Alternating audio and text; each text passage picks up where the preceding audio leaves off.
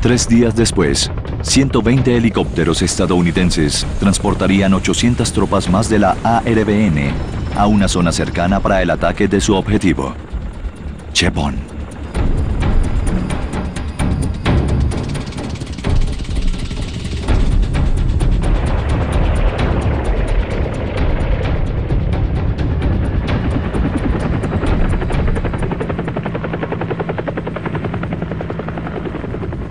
Llegaron para hallar al pueblo despojado de casi todo lo que fuera de valor.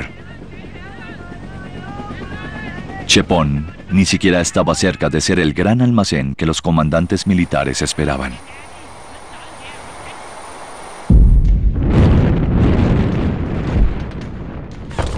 Durante las siguientes 3 semanas, mientras las 17.000 tropas de la ARVN en Laos se retiraban, los norvietnamitas asediaban a aquellos más adentrados en el país.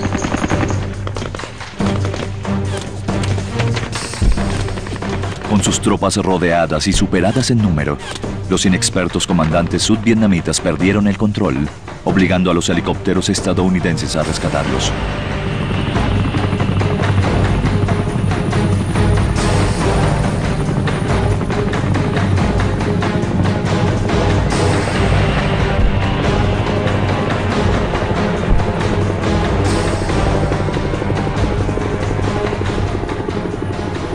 Nuestros pilotos se arriesgaban para salvarlos, yendo y regresando, y recibiendo dos o tres disparos diarios.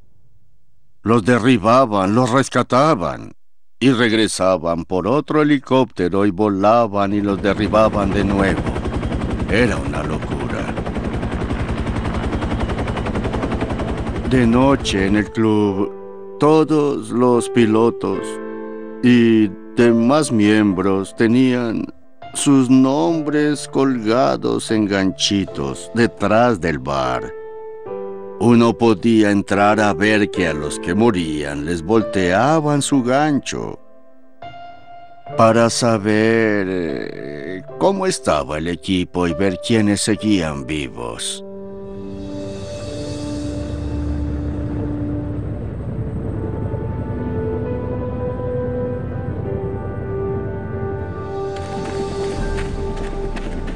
Para cuando la operación Hijo del Am 719 concluyó, casi 3.800 miembros de la ARVN habían muerto. 253 estadounidenses murieron y 1.100 fueron heridos. Fue un desastre. Se suponía que se probaría que los sudvietnamitas eran capaces de tomar el papel estadounidense. Esa era la prueba máxima. Pero me temo que aunque lucharon valientemente, los sudvietnamitas no estaban cerca de poder tomar el control de esa guerra. Pero ese no fue el mensaje que el presidente Nixon le dio a la nación. Esta operación contribuyó a la meta que buscábamos. Ya terminé mi asesoramiento con la operación y estas son mis conclusiones. Los sudvietnamitas demostraron que aún sin consejeros estadounidenses, pudieron pelear de forma efectiva contra las tropas de Vietnam del Norte. Los sudvietnamitas querían mostrarlo como un éxito, pero debía ser muy evidente para cualquiera que viera la situación y pudiera entender que esta guerra estaba perdida.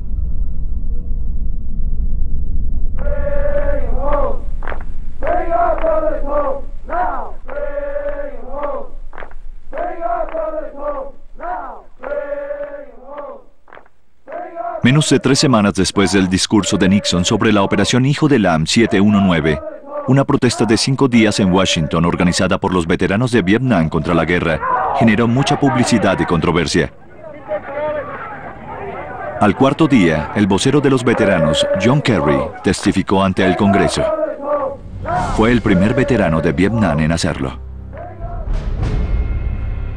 Para facilitar el proceso de que Estados Unidos se desentienda de Vietnam, cada día alguien tiene que dar su vida para que Estados Unidos no tenga que admitir algo que todo el mundo sabe, para que no podamos decir que cometimos un error, le pedimos al pueblo que se pregunte, ¿cómo le pedimos a alguien que sea el último en morir en Vietnam?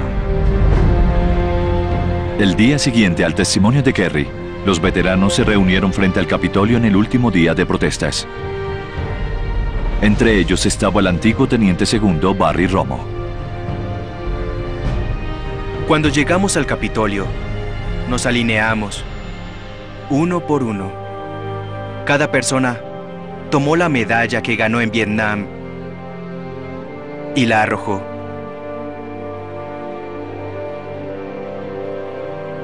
Cuando era mi turno de arrojarla, solo pude decir algo como... Esto no vale nada, no pude decir nada más. Solo pensaba en la estrella de bronce con una V que recibió mi sobrino. Tuvo que morir para obtenerla.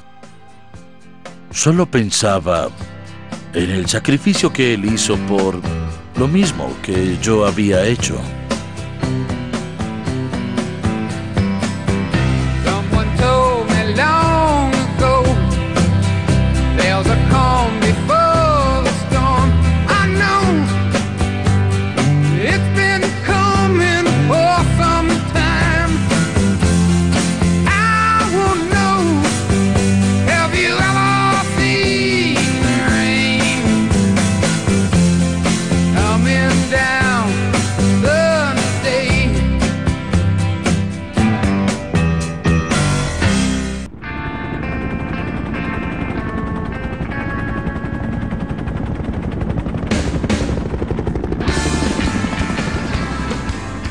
No puedo decir que extrañaré este lugar, pero con seguridad sí extrañaré a los muchachos. Aunque por lo visto, muchos de ellos me seguirían pronto a casa. En julio de 1971, el mayor Bob Cluwell completó su servicio al volar más de 600 horas en combate como comandante. Sin importar lo que dijeran, fuimos a luchar por la democracia, como lo hicieron nuestros padres en la Segunda Guerra Mundial. Como ellos, queríamos ahorrarles los horrores de la guerra a nuestras familias y protegerlos de las cosas sobre las que no podían hablar. Como consecuencia, sentíamos el compromiso de servir a nuestro país en Vietnam. Esa guerra podía no ser la más popular, pero sabemos que hicimos lo que nos pidieron, lo mejor que pudimos.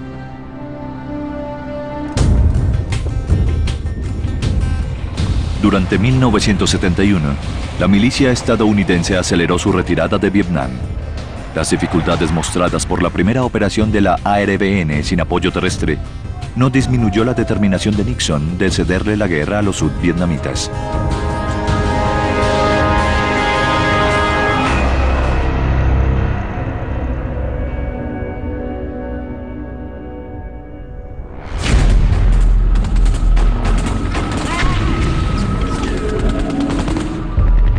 En marzo de 1972, con la mínima cantidad de tropas estadounidenses en 7 años, los norvietnamitas sorprendieron al mundo al lanzar un ataque sobre 3 flancos en el sur.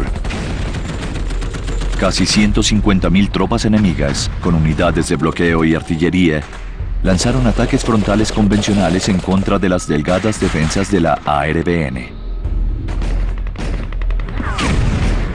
Las unidades sudvietnamitas se estaban derrumbando, y Nixon de nuevo se dirige a la televisión nacional para tratar de ayudar a un aliado en problemas al construir el camino para una nueva fase de la guerra.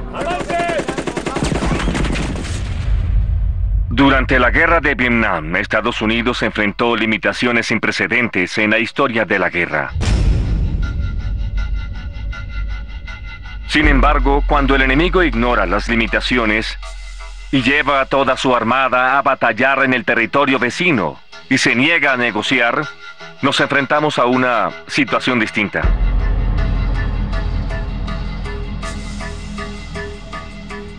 Bajo estas circunstancias, cualquier presidente que no actuara decididamente estaría traicionando la confianza de su país y la búsqueda de la paz mundial.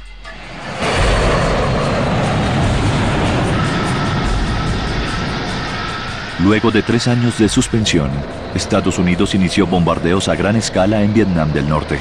Por primera vez, Hanoi, la capital, era un objetivo.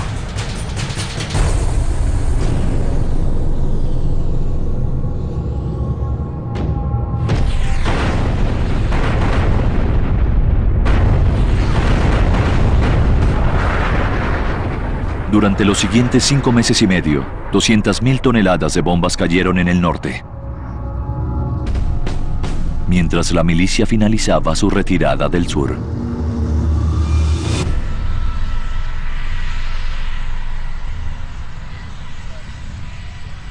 Nixon, quien era candidato para la reelección, estaba bajo presión para traer de vuelta a las tropas.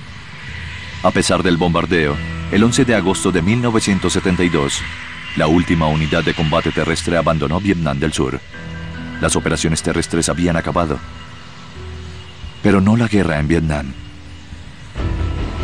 Sin un tratado de paz firmado, el futuro de Vietnam del Sur y de los más de 500 prisioneros de guerra estadounidenses que esperaban su liberación seguía incierto.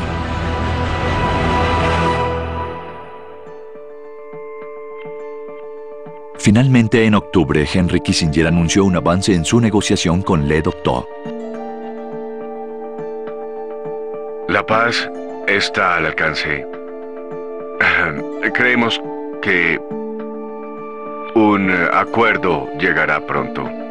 Días después del optimista anuncio de Kissinger, el presidente Thieu de Vietnam del Sur rechazó el tratado, ya que este permitía que las tropas norvietnamitas se quedaran en el sur. La liberación de los prisioneros seguía estancada. Para Anne Purcell, cuyo esposo Ben fue capturado hacía casi 5 años, era algo insoportable.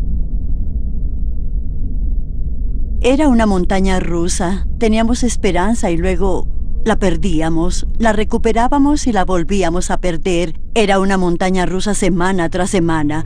Recuerdo haberle dicho al Señor en mis oraciones que no sabía cuánto más podía aguantar.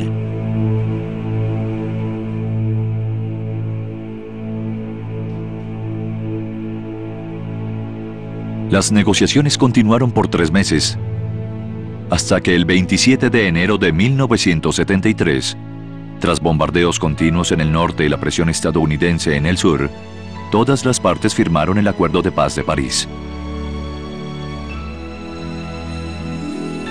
Las hostilidades debían cesar de inmediato, pero los norvietnamitas podían continuar en el sur, siempre y cuando no reforzaran sus tropas, ni siguieran atacando.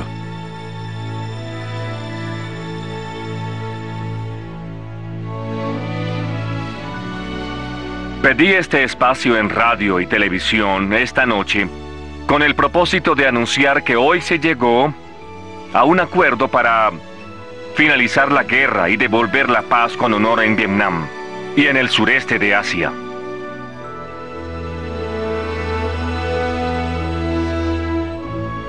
«28 años atrás, tras la Segunda Guerra Mundial, hubo una celebración espontánea en Times Square, en Nueva York.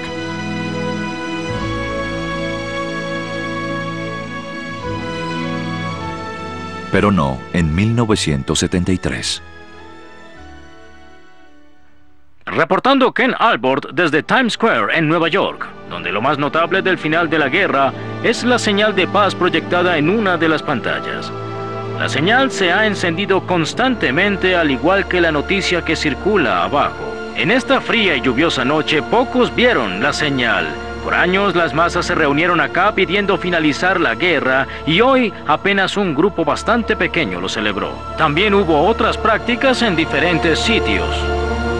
8 años después de que los soldados llegaran a Vietnam, la guerra que dividió a una nación había terminado. Y el desarrollo de la participación de Estados Unidos empezaba.